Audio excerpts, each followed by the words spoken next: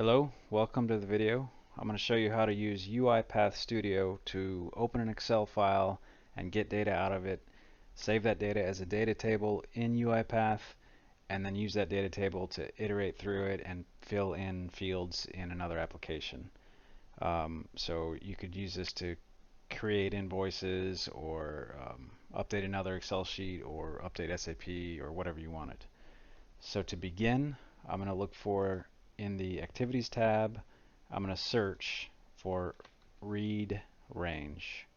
I'm going to drag that in here under my Start node, and I'm going to connect it, and then double click. Okay, so here you would put in the file path in quotes, or you could create a variable. So that's what I'll do here. You left click to select the cell, right click, and select Create Variable, and I'll call this File Name and hit Enter. And then here in the Variables tab, you can see that opens and closes that. You can put in the default value for that variable in quotes, because this is a string. So the other way you could do this, back in your flow view, you could do File Select, or Select File, and you could browse to that file and save it as file name, and then whatever you browse to would be the file that's used for this read range. But since I've already set the default value, I'll just go ahead and delete that and go back in here. Sheet 1 is correct because ours is called Sheet 1, and we want to leave this as kind of a dynamic range by just putting quote quote. You could do A1 through E4 if you wanted, but then if you had 10 rows filled out, and the next time it wouldn't detect them all. And lastly, we're going to make sure that add headers is checked, because we do have headers here, and that's important. So the next thing we're going to do is define the name here, the data table. So we'll right click and create variable, and we'll call this invoices data table. Okay, so now we have the data table created, and we're going to indicate what we want to do with it here. So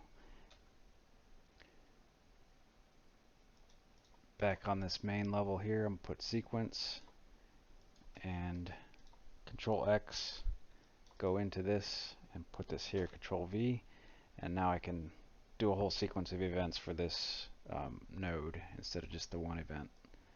So I'll connect my start node,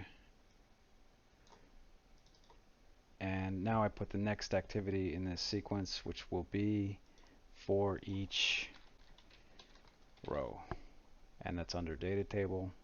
I'm going to drag that here and then define which data table I want to use. So this is invoices DT, and you can leave this as row, or you could rename it to be more descriptive, so I could say for each customer or for each invoice. Now here is what you would be doing your activity in the other application, so creating the invoice in PayPal or whatever. But what I'm going to use is just the log, because this video is really just about how to use the Excel data, not how to train it to update PayPal. So I'm going to do 2 log outputs to give you 2 examples. And what we put here, because we changed this to customer, it would be row if we didn't, but customer, and then starting with 0 as an array, it's each column. So column A would be 0, column B would be 1, column C would be 2, etc. Or since we did have the checkbox for adding headers, we can put these in quotes. So first name dot toString. What this will do is log the very first name and put it in the log down here. We can join these strings together with plus, and then a space, and then another plus, and then let's put the last name, customer last name dot toString, enter. And then I'll show you here as the array method, so it would be customer, and I'll put 4, so that'd be 0, 1, 2, 3, 4. That should give you the amount dot toString.